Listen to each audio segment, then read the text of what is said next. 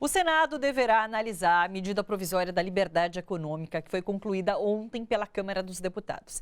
A MP foi apelidada de mini-reforma trabalhista por ter incorporado uma série de mudanças relativas ao direito do trabalho.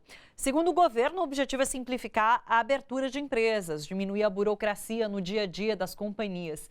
Mas algumas alterações afetam diretamente o trabalhador. E é sobre isso a nossa conversa no estúdio aqui hoje. A gente está com o José Silvestre, coordenador de Relações Sindicais do DIEESE, que é o Departamento Intersindical de Estatística e Estudos Socioeconômicos, e Magnus Farcati, advogado trabalhista e assessor sindical, conselheiro da Associação dos Advogados Trabalhistas de São Paulo. Sejam muito bem-vindos, pessoal. Muito obrigado. Muito obrigada pela presença. Prazer é nosso. Vamos começar por onde? Vamos começar com essa história do ponto? Pois não. Eu acho que é um dos, é um dos pontos que afeta bastante o trabalhador. Qual é a mudança? Parece que agora, antes empresas com menos de 20 trabalhadores não precisavam, agora é com menos de 10 trabalhadores, mas tem uma questão de ponto por exceção. Isso. Que, na verdade, você só faz a marcação da hora extra, você não faz a marcação completa. Como que isso afeta o trabalhador hoje? Na verdade, é exatamente o inverso do que você disse. Opa, a legislação anterior, ela previa que as empresas com mais de 10 empregados obrigatoriamente teriam que registrar o ponto dos seus trabalhadores através de alguma espécie de mecanismo, que poderia ser um livro manual de ponto, um controle de ponto eletrônico e assim sucessivamente. Sim. Com a medida provisória 881, melhor dizendo, essa exigência passa, digamos, a alcançar apenas as empresas com mais de 20 trabalhadores. Tá. O que significa dizer, portanto, que aumenta o rol de empresas que não estão obrigadas a se utilizar, digamos, do mecanismo de marcação de ponto para registro da jornada dos seus empregados. Então, essa é a primeira observação. Em relação ao chamado ponto por exceção, o que é exatamente o ponto por exceção? O ponto por exceção é aquele que é marcado apenas para consignar a jornada de trabalho do empregado quando ele pratica horas extras. O que significa dizer, portanto, que presume-se como verdadeiro o horário de trabalho, a jornada de trabalho contratual que ele estabelece no momento em que ele é contratado pela empresa, e ele teria que, eventualmente, se fosse o caso, digamos, de fazer prova de horas extras na Justiça do Trabalho, se valer de testemunhas com o objetivo de comprovar que essa jornada contratual ela não foi rigorosamente observada. E aqui há, digamos, um prejuízo para o trabalhador, porque no sistema anterior, em que todas as empresas com mais de 10 empregados eram obrigadas a registrar em controle de ponto a jornada de trabalho dos trabalhadores, o ônus de provar a jornada de trabalho era do empregador. Sim. Ele tinha a obrigação de trazer aos autos da reclamação trabalhista os controles de ponto para demonstrar qual era a jornada de trabalho do empregado. A partir de agora, se eventualmente o trabalhador alega que fazia horas extras além daqueles dias que ele marca no chamado ponto por exceção, ele passa a ter o ônus de provar a prática dessas horas extras, o que é, evidentemente, uma inovação que vem em seu prejuízo. Claro, porque prejudica, ele fica enfraquecido caso ele vá procurar a justiça, é isso, Silvestre? Sim, e eu acho que aí temos que considerar também o seguinte, essa mudança de empresas com até 10 empregados para até 20, sim, isso tem um alcance do ponto de vista do número de trabalhadores, estima-se em torno de 13 milhões de pessoas, ou seja, isso dá aproximadamente 29% da força de trabalho. Então, não é pouca coisa. Essa questão que o Magnus pontuou, eu acho que é importante. E a questão do ponto de exceção também abre espaço, tá certo? Para que os trabalhadores possam vir a ter prejuízos, tá certo? Porque essa questão da marcação, porque o cartão de ponto, ou o livro de ponto, o que é que seja, o registro, te dá todos os horários. Então, para efeito de computar horas extras, etc., isso é importante. E com essa medida, você perde isso para esses trabalhadores, para esse conjunto de empresas com até 20 empregados. Então, isso é um ponto a ser considerado do ponto de vista negativo, aprovado pelo Congresso. Sim, eu imagino até, tem muito trabalhador que de repente na situação de desemprego que a gente vive, vai deixar de computar a hora extra para não pedir a hora extra para o patrão de repente falar, pô, você está fazendo muita hora extra. Então é um impeditivo até na reclamação da hora extra. Exatamente, inibe o trabalhador, Sim. Tá certo? A pedir eventuais reclamações quanto à questão da carga horária, das horas extras. Claro. Outros pontos, eu separei esse do ponto por exceção, que era bastante importante. Foi muito comentado também a questão dos domingos. Expliquem pra gente, o que quer dizer? Antes não podia, agora pode para qualquer categoria. De acordo com a legislação anterior, aliás, a atual, que não foi modificada ainda, porque a medida provisória depende de aprovação no Senado Federal, né? Mas de acordo com a legislação atual, o trabalho aos domingos e feriados, ele só era admitido para algumas categorias especiais e nas demais categorias, como exceção à regra, sempre que houvesse necessidade de ordem pública ou imperiosa necessidade de serviço. Com a medida provisória, acaba-se, digamos, esse tipo de exigência. Então, qualquer empresa de qualquer categoria econômica pode efetivamente funcionar aos domingos e feriados sem qualquer necessidade de autorização prévia dos órgãos competentes. Anteriormente, essa autorização era exigida do Ministério do Trabalho e Emprego. Como ele não existe mais, supõe-se que quem poderia cumprir, digamos, essa tarefa seria o Ministério da Economia, que é quem substitui algumas atribuições do Ministério do Trabalho e Emprego, do extinto Ministério do Trabalho e Emprego, na atualidade. Então, isso é profundamente danoso para o trabalhador, porque o trabalhador passa, digamos, a ter um prejuízo em sua vida social, né? A partir do momento em que a empresa ela tem a possibilidade de funcionar aos domingos, o trabalhador vai ter uma dificuldade muito maior de interação com a sua família, né? De gozar do lazer com seus amigos e assim sucessivamente. Então, acho que é uma medida que vem em prejuízo dos trabalhadores, sem dúvida nenhuma. Sim. Tem uma questão que parece que precisa ter um domingo por mês de folga, é isso, né? Você pode trabalhar 3, o quarto domingo que você vai folgar. E estavam citando como exemplo a questão dos bancos, porque o banco era bastante restrito em relação a trabalhos em finais de semana, e agora isso abre, inclusive, para banco. Não só isso, no caso dos bancos, eles liberaram o trabalho, os bancos podem abrir aos sábados. Tá? Sim. Essas coisas podem ser juntadas. Sim. Mas ainda em relação ao trabalho aos domingos, acho que é importante destacar também o seguinte, ele vai afetar de forma generalizada todas as categorias. Mas eu queria chamar a atenção aqui, Thalita, para um ponto que é o seguinte, os trabalhadores rurais, por exemplo.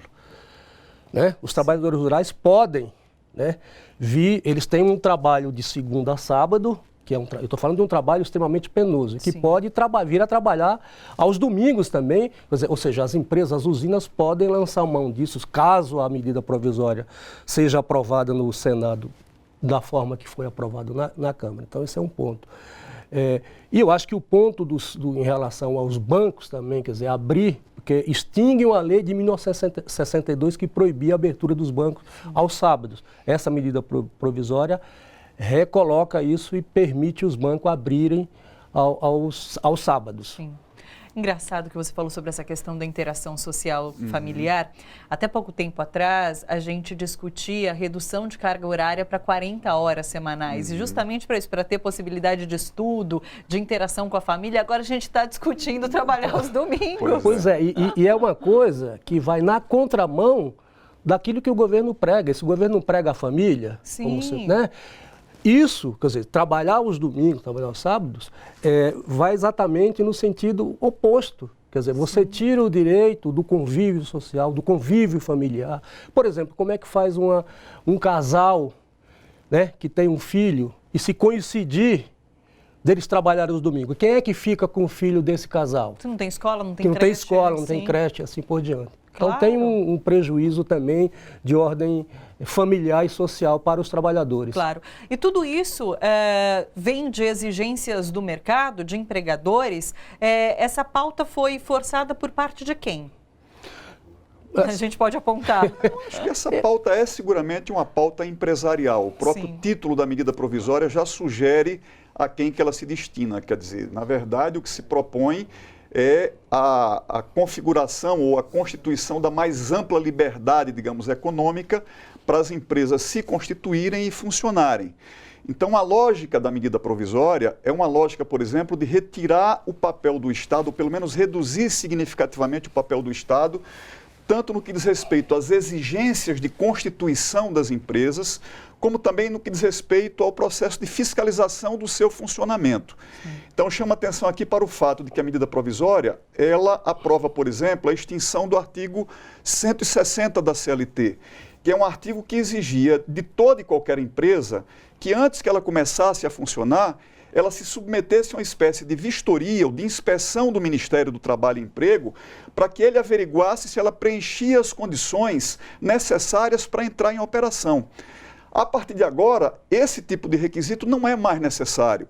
E isso é extremamente, digamos, perigoso para os trabalhadores, porque eventualmente você pode ter uma empresa que venha a se constituir, que passe a funcionar, sem observar normas de segurança e saúde do trabalhador, colocando em risco a vida, a saúde e a segurança daquele empregado. Então, lamentavelmente, quer dizer, a lógica da empresa, ela é a lógica neoliberal, que em última análise termina norteando a política econômica desse governo. Retirar o papel do Estado das relações de trabalho e permitir tudo ao empresariado, né? E isso, evidentemente, tem um preço para o trabalhador paga um preço por isso e nós temos a obrigação de denunciar, digamos, esse preço para que eventuais excessos sejam combatidos e, eventualmente, até corrigidos pelo Senado Federal. Curioso, porque algumas das medidas a gente vai ler nas reportagens de grandes portais e parecem meras questões burocráticas que estão sendo retiradas para realmente facilitar quem quer abrir uma empresa, enfim. Mas não, agora a gente vê nessa questão, enfim, da fiscalização, quanto é importante. Não é meramente chegar lá e falar, dar o alvará para funcionamento ou não. É checar se as condições de trabalho são dignas, são, enfim, possíveis. Porque, na verdade, quer dizer, a medida provisória, ela não afeta, ela afeta duramente os trabalhadores, mas ela não afeta só os trabalhadores, ela afeta também a sociedade de uma maneira geral. Porque, veja, a nossa Constituição, no seu artigo 219, estabelece, né, que o mercado interno é patrimônio da nação e que, portanto, deve ser desenvolvido cultural e socioeconomicamente através do papel regulador do Estado na economia. E o que eles estão fazendo é restringindo, quando não tirando de vez, o papel regulador que o Estado tem em qualquer sociedade desenvolvida, capitalista, como é. Pega o caso dos países da França, dos Estados Unidos e de outro, o papel que o Estado tem nesses países. E, além do mais, veja, a liberdade econômica, as relações econômicas são relações de poder. Os contratos, né, seja eles empresariais, principalmente civis, também são instrumentos de poder. Então, na medida que retira esse poder regulatório do Estado, ele afeta de forma negativa os trabalhadores por aqueles pontos que alguns nós já tocamos e outros que atingem a sociedade de uma maneira geral. Então, é isso mesmo, acho que a gente tem uma etapa no Senado que eu acho que a gente tem que combater, que lutar para que ela fique menos pior, né? Porque ela está menos pior do que o texto original, mas está muito ruim ainda. Então, acho que ainda tem uma etapa aí para que a gente possa lutar para que reverter alguns pontos ainda que são altamente prejudiciais aos trabalhadores. Sim.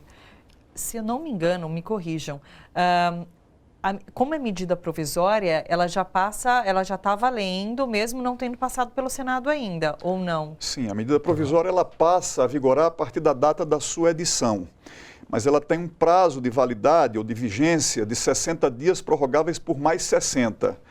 E se após esse prazo ela não for convertida em lei, ela perde a sua validade.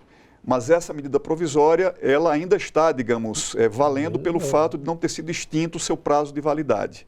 E tem que ser aprovada pelo Senado até dia 27, se não caduca, inclusive. Sim, isso. Até dia 27 agora de agosto, né? Isso. Por trás de todas essas medidas econômicas do governo, tem também um discurso sobre geração de emprego. Então, vamos botar para trabalhar no domingo, porque de repente vai girar, vai ter contratação de repente, um freela ali para trabalhar no domingo. De alguma forma, essas medidas aprovadas agora vão gerar emprego? Olha, eu diria, Thalita, que essa medida, do ponto de vista de gerar... Primeiro, nós já vimos esse filme. Esse filme é velho. Em 2017, no governo Temer, quando eles aprovaram a medida provisória da reforma trabalhista, né, que é a Lei 13.467, um dos argumentos do próprio governo à época, era o Meirelles, que era o ministro da Fazenda, é que essa medida geraria 6 milhões de emprego ao longo de 8 anos, não sei quanto tempo. A narrativa é semelhante. Então eu diria o seguinte, num país que você está com cerca de 13 milhões de desempregados, a economia brasileira está há praticamente 5 anos sem crescer, né? Imaginar que uma medida como essa vá ter algum potencial para gerar emprego não é sério, né? Isso é uma coisa, se gerar emprego é uma coisa, digamos, periférica, né? O que eles estão pegando? Do lado do chamado empreendedorismo. Sim. Como é que você empreende numa sociedade, numa economia que não cresce, que não tem oportunidades, que não gera emprego, que não gera oportunidade de negócio, né? Então, não me parece que seja razoável afirmar que essa medida possa vir a gerar empregos. Sim. Eu queria complementar dizendo o seguinte, esse discurso é um discurso recorrente e antigo. Ele, por exemplo, começou, pelo que eu me lembre, a época do governo Fernando Henrique Cardoso, que em 1998 aprovou algumas propostas que flexibilizaram a legislação trabalhista, como banco de horas, contrato de trabalho a tempo parcial e assim sucessivamente, sob o argumento de que havia necessidade de utilizar esses instrumentos com o objetivo de fomentar a criação de empregos. O que é que nós assistimos? Em 98, havia no país cerca de 12,4% de desempregados. 4 anos depois, portanto, em 2002, com o término do governo Fernando Henrique Cardoso, esse índice foi elevado para 12,5% de desempregados, o que demonstra que as medidas de flexibilização tomadas naquela época não geraram um único emprego já naquela ocasião, né? E sempre que há, digamos, necessidade de implementação de uma pauta empresarial ou que atenda aos interesses do empresário, vem sempre esse discurso, digamos, de que as medidas a serem aprovadas, elas se destinam à criação de empregos. Isso efetivamente não acontece. Se nós formos verificar, por exemplo, o crescimento do desemprego a partir da reforma trabalhista em diante, nós vamos verificar que houve um aumento significativo do desemprego entre novembro de 2017 até a presente data. Em nenhum momento, quer dizer, houve uma queda no nível de desemprego existente, né? Não houve geração de emprego, apesar da aprovação da chamada reforma trabalhista, que eu chamo de deforma trabalhista, apesar da aprovação da chamada PEC de teto de gastos, que limita, que congela os gastos com saúde e educação por aproximadamente 20 anos, e nada disso foi capaz de gerar emprego no país. Então é mais, digamos, um discurso requentado que, do meu ponto de vista, não vai conseguir produzir os efeitos desejados. Olha só, você que curte a TVT e quer contribuir com a gente para que a nossa programação chegue cada vez mais longe, se inscreva no nosso canal do YouTube/Rede TVT e torne-se membro. Ou então faça a sua contribuição em nosso Catarse. É só acessar catarse.me/TVT. A gente agradece.